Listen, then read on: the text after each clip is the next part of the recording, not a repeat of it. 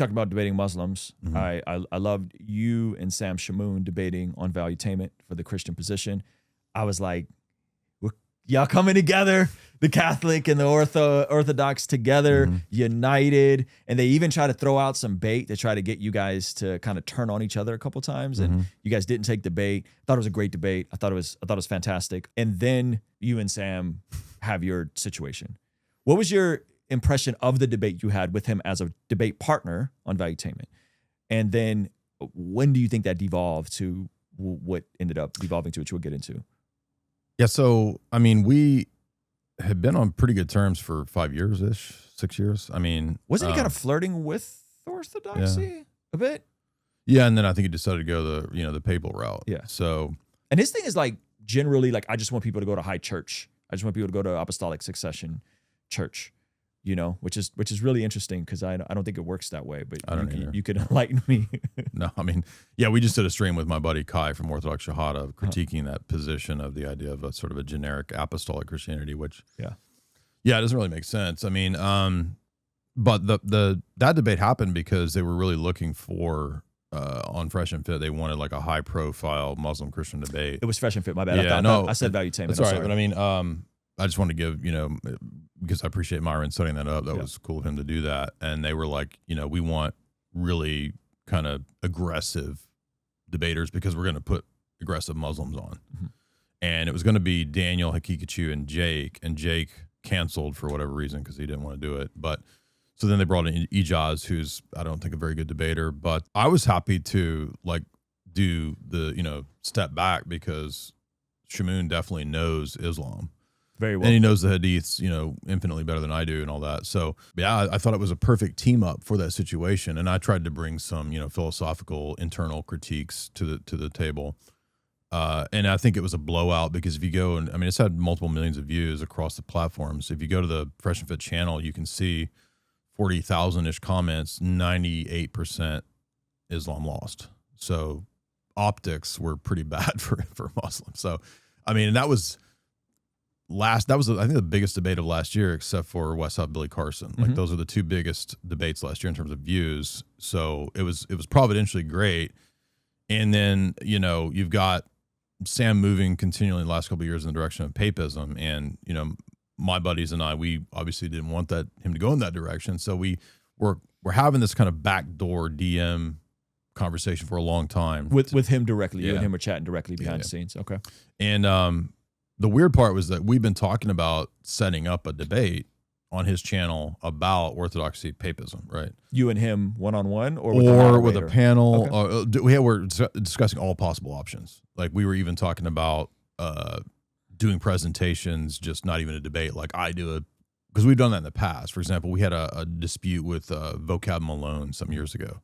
So Sam invited me and FDA to come on and do a presentation, and then separate Vocab Malone do a presentation. That way nobody's getting mad, and you can hear both sides. So we discussed that as a possibility. We discussed a panel round table. But anyway, long story short, in the context of this, I just sent him a DM saying, hey, it was a very cordial, do you want to set up a debate on Trinity and the essence-energy distinction? Because I think that's really important, contrasting to the Roman Catholic position, the Orthodox view of the energies. And he just flipped out. It was like, that was just a one thing. How dare you text me while I'm live streaming because you're working for the devil? It's like, what? Been totally cool for 6 years, and then it's like one tweet or one text. There was nothing else behind that. No. In fact, they even said in the next message, like, hey man, there's no reason to get upset. Let's set up a timed response. That way nobody gets angry. And it just flipped out even, like it went even crazier. So at that point I was like, okay, something else is going on. So I just remove myself from that situation.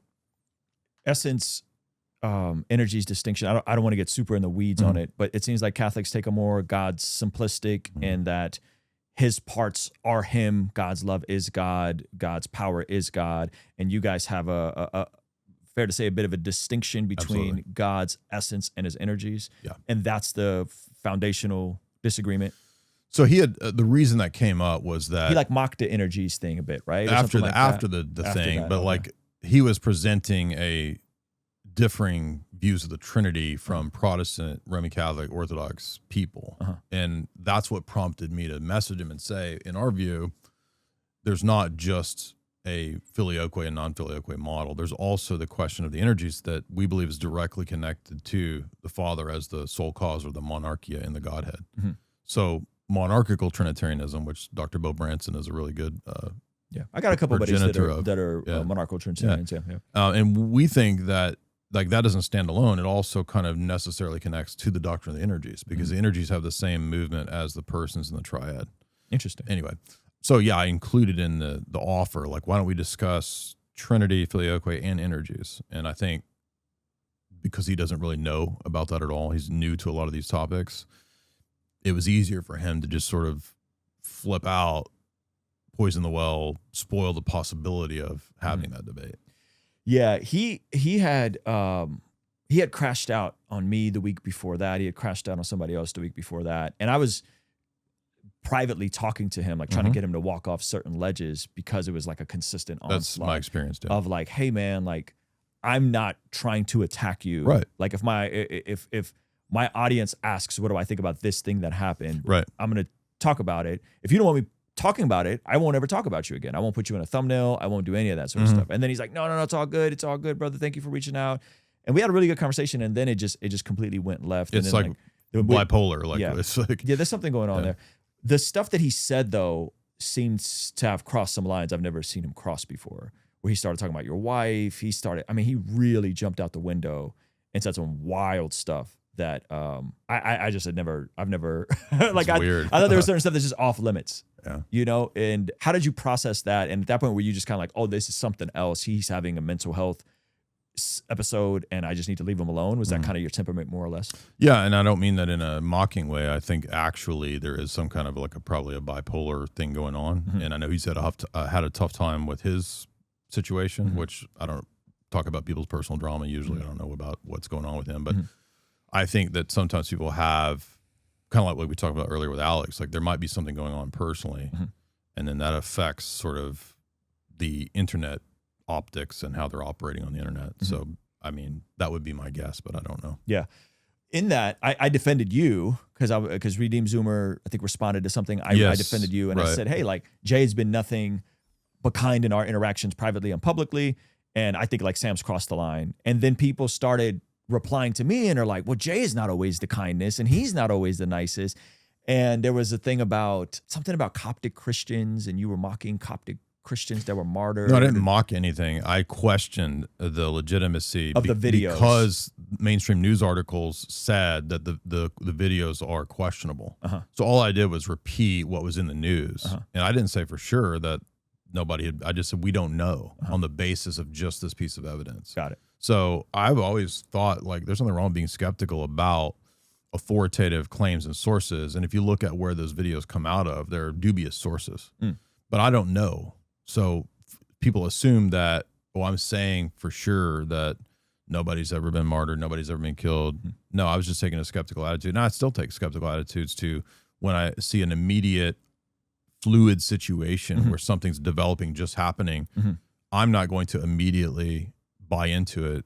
I'm going to wait and see. And I've always had that attitude. Got it. Why wait until this entire thing premieres on YouTube? Why not sign up for a free 7-day trial of our Patreon community and see this entire interview, as well as all of our interviews, early before they hit the public? And you'll also get access to the extended version of our conversations that are sometimes a little too spicy for YouTube. All right, so head on over to Patreon. Link is in the description or pinned comment. Here's a little preview of what's available on Patreon. And it was sponsored by CIA's Voice of America. And his papers were about drugs and chemicals actually changing gender. Why do you think there's this prediction happening? Why is there this fascination with the end days? And how is it different than the biblical account? Yeah, I think Hollywood predicted its own demise by pushing an antichrist message and philosophy, which is mainstream media outlets, and like they started doing hit pieces saying that it was like this evil online cult and movement. Some of the folks that I see that are coming towards Eastern Orthodoxy seem to have a crippling fear and anxiety around their own salvation. The argument that you're making violates the very thing that you just said would relativize the positions. The argument that I'm making right now. Your argument is no different than anyone else's argument. You're citing, you're saying, I have this position, they have that position, you have your position. Yeah. Of course, but that has nothing to do with Ruslan